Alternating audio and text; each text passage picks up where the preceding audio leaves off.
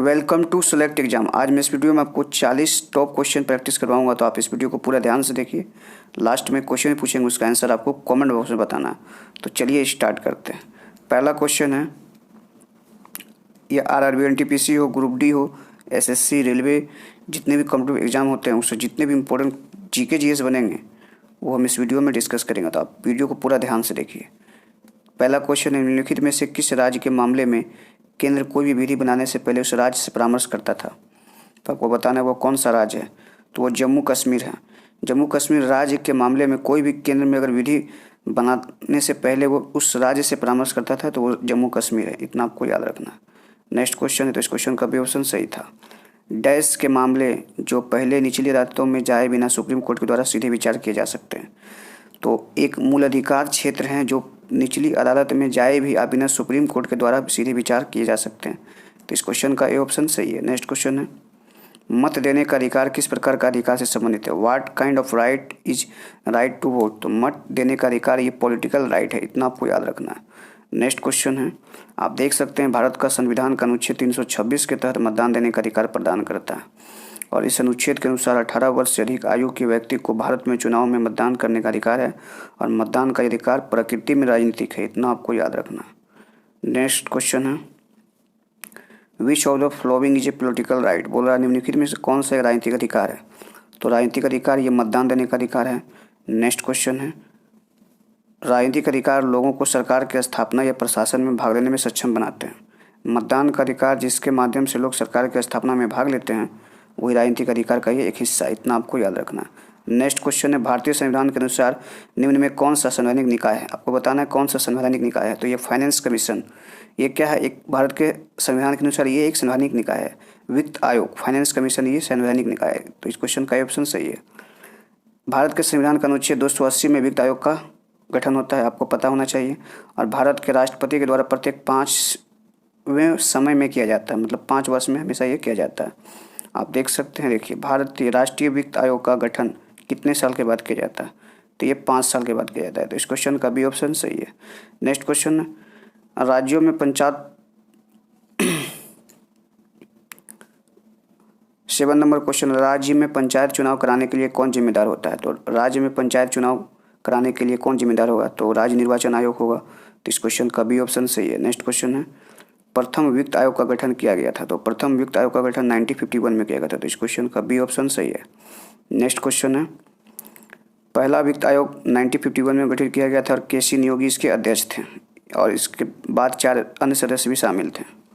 9 number question है, राष्ट्रपति के द्वारा निम्न निकाय में से किस गठन और संघ और राज्यों के बीच संसाधनों का वितरण के लिए किया जाता है? तो आपको बताना है कि राष्ट्रपति के द्वारा फाइनेंस यानी कमीशन, वित्त आयोग, ये गठन है जो संघ और राज्य के बीच संसाधनों का वितरण के लिए जाना जाता है। इतना आपको याद रखना। नेक्स्ट क्वेश्चन है, कोई व्यक्ति बिना चुनाव जीते कितने दिन तक मंत्री रह सकता है? तो वो 6 माह तक रह सकता है। तो इस क्वेश्चन का सी ऑप्शन सही है। नेक्स्ट क्वेश्चन है, किस समिति की सिफारिश पर राज्य के नीति निर्देशक सिद्धांत को संविधान में शामिल किया गया? तो बताइए किसकी सिफारिश पर किया गया था? तेज बहादुर समिति, तेज बहादुर सप्रू समिति के द्वारा ये किया गया था। इतना आपको याद रखना। नेक्स्ट क्वेश्चन है, संघ लोक सेवा आयोग के सदस्य की नियुक्ति किसके द्वारा की जाती है? Who appoint the member of Union Public Service Commission? तो यूपीएससी का जो सदस्य होता है ना, तो इसकी नियुक्ति राष्ट्रपति के द्वारा की जाती है। इतना आपको याद रखना। अच्छा, अनुच्छेद 335 के प्रावधानों के तहत एक लोक सेवा आयोग के अध्यक्ष और इन अन्य सदस्यों की नियुक्ति केंद्रीय आयोग या संयुक्त आयोग राष्ट्रपति के द्वारा और राज्य आयोग के मामले राज्यपाल के द्वारा की जाएगी। इतना आपको याद रखना है। नेक्स्ट क्वेश्चन है, जिला न्यायालयों के न्यायाधीश की नियुक्ति कौन करता है? तो जिला न्यायालयों के न्यायाधीश की नियुक्ति कौन कर सकता है? तो जिला है तो राज्यपाल ही करेगा। तो इस क्वेश्चन का ये ऑप्शन सही है। अनुच्छेद 233 की नियुक्ति के प्रावधान के अनुसार जिला न्यायाधीश की पदस्थापना और पदोन्नति ऐसे राज्य के संबंध में क्षेत्राधिकार का प्रयोग करने वाले उच्च न्यायालय से परामर्श से संबंधित राज्य के राज्यपाल के द्वारा की जाएगी। इतना आपको याद रखना। राष्ट्रीय एकता परिषद के अध्यक्ष कौन है? Who is the chairman national integration council? तो राष्ट्रीय एकता परिषद के अध्यक्ष हैं ये प्रधानमंत्री होते हैं, प्राइम मिनिस्टर होते हैं। जैसा कि आप देखिए NIC राष्ट्रीय एकता परिषद की स्थापना 1961 में तत्कालीन प्रधानमंत्री जवाहरलाल नेहरू के ने की थी। अच्छा, जातिवाद, सांप्रदायिकता और क्षेत्रवाद के खिलाफ लड़ने के लिए की थी। प्रधानमंत्री NIC के अध्यक्ष हैं, इतना आपको याद रखना। भारतीय संविधान के किस अनुच्छेद के तहत केंद्रीय प्रशासनिक अधिकरण के निर्णय के विरुद्ध उच्चतम न्यायालय में अपील कर सकता है? तो आपको बताना है कि भारतीय संविधान के किस अनुच्छेद के तहत ये केंद्रीय प्रशासनिक अधिकरण के निर्णय के विरुद्ध उच्चतम न्यायालय में अपील कर सकता है। तो ये है अनुच्छेद 223 का ए। आप देखिए, अनुच्छेद संविधान के अनुच्छेद 223 का ए में प्रशासनिक न्यायाधिकरणों की स्थापना का प्रावधान है, जो सरकारी सेवकों की सेवा की शर्तों से भर्ती और संबंधित विवादों के स्थगन के लिए संसद के एक अधिनियम के द्वारा बनाया जा सकता है। इस ट्रिब्यूनल के किसी भी फैसले को सुप्रीम कोर्ट में चुनौती दी जा सकती है, इतना आपको याद रखना। अब ट्रिब्यूनल है तो ट्रिब्यूनल से क्वेश्चन बनता है कि नेशनल ग्रीन ट्रिब्यूनल किससे संबंधित है। 16 नंबर क्वेश्चन है, नेशनल ग्रीन ट्रिब्यूनल किससे संबंधित मामले को देखता है? तो ये देखता है environment and forest conservation, one और पर्यावरण संरक्षण के मामले को देखता है। नेक्स्ट क्वेश्चन है, देखिए, नेशनल ग्रीन ट्रिब्यूनल की स्थापना 2010 में एक संसद के अधिनियम के द्वारा की गई थी, इतना आपको याद रखना है, जो कि पर्यावरण और वन संरक्षण के संबंधित के मामलों को ये देखता है। नेक्स्ट क्वेश्चन है, अच्छा, देखता है जबकि आपराधिक मामलों की देखभाल क्रिमिनल या सेशन कोर्ट और सिविल कोर्ट सिविल केस करते हैं, इतना आपको याद रखना। नेक्स्ट क्वेश्चन है, निम्नलिखित में से कौन सा निकाय संवैधानिक प्रावधानों के द्वारा स्थापित नहीं किया गया था? तो कौन सा निकाय है जो संवैधानिक प्रावधानों के द्वारा नहीं किया गया था? तो प्लानिंग कमीशन, ये संवैधानिक निकायों के द्वारा नहीं किया गया था। देखिए, योजना आयोग का गठन संवैधानिक प्रावधानों के द्वारा नहीं किया गया था, यह एक कार्यकारी आदेश के द्वारा 15 मार्च 1950 को स्थापित किया गया था। यह एक गैर संवैधानिक निकाय था। प्लानिंग कमीशन जो था, यह एक गैर संवैधानिक निकाय था, सामाजिक और आर्थिक विकास की योजना का सर्वोच्च अंग था। और प्लानिंग कमीशन 2015 में नीति आयोग के द्वारा प्रतिस्थापित किया गया, इतना आपको याद रखना। नेक्स्ट क्वेश्चन है, इनमें से कौन से मौलिक अधिकारों का उल्लेख अनुच्छेद 19 में नहीं है? तो आपको बताना है कौन सा मौलिक अधिकार का उल्लेख अनुच्छेद 19 में नहीं है। तो अनुच्छेद 19 में ये सभी, right to sleep, right to drink water, right to property, ये अनुच्छेद 19 में नहीं है। क्या है अनुच्छेद 19 में, आपको कमेंट में बताइए। इनमें से कौन सा प्रावधान संविधान के विदेशियों के लिए उपलब्ध है? आपको बताना है कि कौन सा इसमें से प्रावधान संविधान के विदेशियों के लिए उपलब्ध है।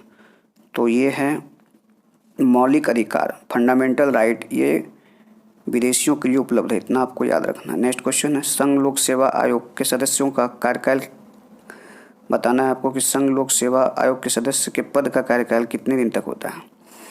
तो ये 6 ईयर और up to the age of 65। अनुच्छेद 316 में के प्रावधानों के अनुसार यूपीएससी के सदस्यों का कार्यकाल 6 वर्ष या 65 वर्ष की आयु तक को, जो पहले भी हो, इतना आपको याद रखना है। नेक्स्ट क्वेश्चन है, निम्नलिखित में से भारत में सिविल सेवाओं की एक विशिष्टता क्या है? तो सिविल सेवाओं की विशिष्टता क्या है? तटस्थता एवं निष्पक्षता है, इतना आपको याद रखना है। क्या है?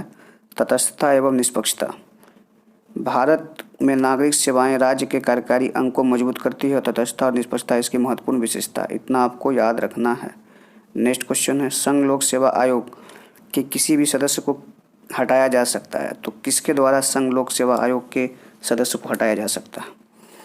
तो ये राष्ट्रपति के द्वारा ही हटाया जाएगा, जब राष्ट्रपति नियुक्ति करता है। तो अनुच्छेद 317 के तहत प्रावधानों के अनुसार राष्ट्रपति यूपीएससी के अध्यक्ष या सदस्यों को पद से हटा सकते हैं यदि उन्हें दिवालिया माना जाता है, अपने कार्यालय से बाहर किसी भी भुगतान किए गए रोजगार में लगे हुए और मन या शरीर की दुर्बलता के कारण कार्यालय में जारी रखने के लिए अयोग्य हैं, तभी राष्ट्रपति उसको पद से हटा सकता है।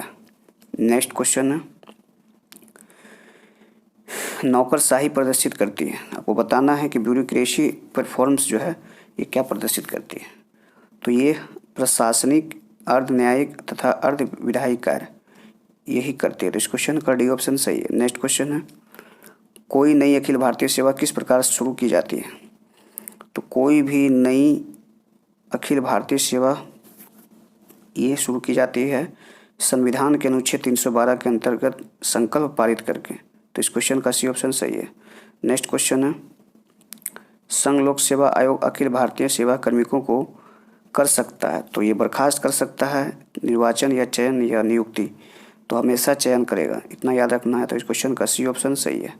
नेक्स्ट क्वेश्चन है, यूपीएससी अखिल भारतीय सेवाओं के सभी व्यक्तियों का चयन करता है, इतना आपको याद रखना। नेक्स्ट क्वेश्चन है, निम्नलिखित में से किस समिति की रिपोर्ट में लोकपाल और लोकायुक्त संस्थानों की स्थापना की सिफारिश की गई है? तो लोकपाल और लोकायुक्त के संस्थाओं की स्थापना की सिफारिश प्रथम प्रशासनिक सुधार समिति के द्वारा की गई है, इतना आपको याद रखना। नेक्स्ट क्वेश्चन है, भारत में आम चुनाव किस सिद्धांत पर आधारित है? तो भारत में आम चुनाव ये एक क्षेत्रीय प्रतिनिधित्व पर आधारित है, रीजनल रिप्रेजेंटेशन पे, इतना आपको याद रखना। नेक्स्ट क्वेश्चन है, चुनाव आयोग किस अनुच्छेद के अंतर्गत स्थापित किया जाता है? तो चुनाव आयोग अनुच्छेद 324 के अंतर्गत ये स्थापित किया जाता है। तो इस क्वेश्चन का सी ऑप्शन सही है। अनुच्छेद 324 में भारत में चुनाव आयोग के कार्यालय की स्थापना की। इस अनुच्छेद के अनुसार संसद, राज्य विधानमंडल, राष्ट्रपति के कार्यालय और भारत के उपराष्ट्रपति के चुनाव की दिशा, नियंत्रण और निर्देशन की शक्ति चुनाव आयोग में ही निहित होगी, इतना आपको याद रखना। भारत की संसद के द्वारा दल बदल कानून किस वर्ष पारित किया गया था? आपको बताना है कि दल बदल कानून जो है वो किस वर्ष पारित किया गया था। तो दल बदल कानून ये 1985 को पारित किया गया था। तो इस क्वेश्चन का बी ऑप्शन सही है। नेक्स्ट क्वेश्चन है, 52वां संवैधानिक संशोधन अधिनियम 1985 भारत में दल बदल विरोधी कानून लगाया गया था। इस प्रक्रिया से विधायकों को दल बदल के आधार पर आयोग भी घोषित कर दिया। नेक्स्ट क्वेश्चन है, मताधिकार से क्या अभिप्राय है? तो आपको बताना है कि मताधिकार से क्या अभिप्राय है। तो मताधिकार से चुनाव में किसी भी प्रतिनिधि का चुनाव करने के लिए वोट देने का अधिकार। किसी राजनीतिक दल को पंजीकृत दल की स्थिति को पाने के लिए कम से कम कितने प्रतिशत मत पाने चाहिए? 6% तक मत पाना चाहिए। राष्ट्रीय राजनीतिक दल वह होता है जिसमें कल पड़े मतों का 6% प्राप्त कर लिया हो, तो वो क्या होता है? तो राष्ट्रीय राजनीतिक दल 4 या 4 से अधिक राज्यों में कल पड़े मतों का 6% प्राप्त कर लिया हो, यही आपको याद रखना है। नेक्स्ट क्वेश्चन है, लोकसभा अथवा विधानसभा के किसी भी चुनाव प्रत्याशी की जमानत राशि कब जब्त कर ली जाती है? जब वह 1/6 मत प्राप्त नहीं कर पाता है, तब चुनाव प्रत्याशी की जमानत राशि जब्त कर ली जाती है, इतना आपको याद रखना है। एक उम्मीदवार लोकसभा या विधानसभा के चुनाव में कुल वैध मतों का 1/6 से कम हासिल करता है तो उसका धनराशि जो नामांकन दाखिल करते समय सुरक्षा के रूप में रिटर्निंग अधिकारी को प्रस्तुत की जाती है, जब्त कर ली जाएगी। उसको बोल देता है पहले। संसद के चुनाव में मत देने का अधिकार क्या है? तो संसद में चुनाव में मत देने का अधिकार एक विधिक अधिकार है, लीगल राइट है। मतदान का अधिकार एक कानूनी अधिकार है। यह एक सार्वभौमिक वयस्क मताधिकार है, जिसका अर्थ है कि प्रत्येक व्यक्ति जो 18 वर्ष की आयु प्राप्त कर चुका हो वो और किसी भी कानून के द्वारा वर्जित नहीं हो, यानी कोई भी क्राइम नहीं किया, वो अपना वोट देने का अधिकार उसको है। संवैधानिक राशि का अर्थ क्या है? कॉन्स्टिट्यूशनल मेजेस्टिक मीन्स का मतलब क्या होता है? तो इसका मतलब होता है संविधान के द्वारा प्राप्त शक्ति के अनुसार राजा के द्वारा शक्ति का प्रयोग। नेक्स्ट क्वेश्चन है, भारत का दूसरा मुख्य निर्वाचन आयुक्त कौन था? तो ये था के सुंदरम। ये भारत का दूसरा मुख्य निर्वाचन आयुक्त था। नेक्स्ट क्वेश्चन है, के सुंदरम भारत के दूसरे मुख्य चुनाव आयुक्त थे। 1958 से 1967 तक इसका कार्यकाल था। नेक्स्ट क्वेश्चन है, चुनाव के दौरान राजनीतिक दलों और उम्मीदवारों के द्वारा अनुपालन किए जाने वाले चुनाव आचार संहिता क्या है? तो आपको बताना है चुनाव आचार संहिता क्या होता है। इसका मतलब ये होता है मान्यता प्राप्त राजनीतिक दलों के बीच स्वैच्छिक समझौतों के द्वारा सहमत। भारतीय चुनाव आयोग का आदर्श आचार संहिता चुनाव के दौरान मुख्य रूप से भाषण, मतदान दिवस, मतदान केंद्र, चुनाव घोषणा पत्र, जुलूस और समान आचरण के संबंध में राजनीतिक दलों और उम्मीदवारों के चुनाव के लिए भारत के चुनाव आयोग के द्वारा ये जारी निर्देशों का एक सेट है, इतना आपको याद रखना, सेट है। निम्नलिखित में से कौन सा कार्य निर्वाचन आयोग का कार्य क्षेत्र में नहीं आता? तो आपको बताना है कि कौन सा कार्य है जो निर्वाचन आयोग के क्षेत्र में नहीं आता है। तो कौन सा वो क्षेत्र है? तो वो भारत के प्रधानमंत्री का चुनाव करना, ये कार्य निर्वाचन आयोग के क्षेत्र में नहीं आता है। अब भारत के प्रधानमंत्री का जो चुनाव है ये आयोग के अधिकार में, चुनाव आयोग के अधिकार के क्षेत्र में नहीं आता है, बल्कि प्रधानमंत्री को लोकसभा में बहुमत वाले राजनीतिक दल के सदस्यों के द्वारा नामित किया जाता है, इतना आपको याद रखना। नेक्स्ट क्वेश्चन है, वह पहला राज्य कौन सा है जिसने परिसीमन के दौरान मतदान कराया था? तो परिसीमन के दौरान कर्नाटक एक ऐसा राज्य है जो ये मतदान कराया था परिसीमन के दौरान। परिसीमन के दौरान 2008 में कर्नाटक में चुनाव हुआ और परिसीमन से तात्पर्य है जनसंख्या जनगणना के आधार पर निर्वाचन क्षेत्रों का सीमांकन करना। इतना आपको याद रखना। तो 40 क्वेश्चन, लास्ट क्वेश्चन है, किसने कहा था कि कोई भी राजनीतिक धर्म से रहित नहीं है? तो महात्मा गांधी जी कहे थे ये कि कोई भी राजनीतिक धर्म से रहित नहीं है। इतना आपको याद रखना। गांधी जी के अनुसार धर्म के बिना राजनीति का विचार काफ़ी अकल्पनीय है। इस संदर्भ में उनका मानना था कि धर्म को हमें हमारे काम का तरीका और माध्यम बना रहना चाहिए। इतना आपको याद रखना है। नेक्स्ट क्वेश्चन है, तो कैसा लगा वीडियो आपको? अगर वीडियो आपको अच्छा लगा, हेल्पफुल लगा, तो आप इस वीडियो को लाइक और शेयर जरूर क्या करें। इसके अलावा आप हमारे टेलीग्राम, फेसबुक और इंस्टाग्राम में मुझे सेलेक्ट एग्जाम सर्च करके आप हमसे जुड़ सकते हैं और आप PDF अपना टेलीग्राम में ले सकते हैं। PDF आप डिस्क्रिप्शन बॉक्स में भी जा करके लिंक से डाउनलोड कर सकते हैं। और आप मेरे चैनल पर नए हैं तो चैनल को सब्सक्राइब कर लीजिए और इसके बराबर में एक बेल आइकन है, उसे भी आप प्रेस कर लीजिए ताकि आपको डेली करंट अफेयर्स मिलता रहे। Select exam always with you. Thanks for watching.